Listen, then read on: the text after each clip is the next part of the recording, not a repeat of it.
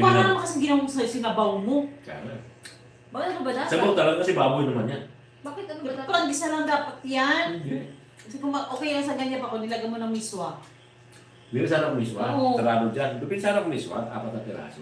Kaso, sarado. Sarado dyan. Sa dam. At sila sa Adam. Wow, thank you sa 2 million likes.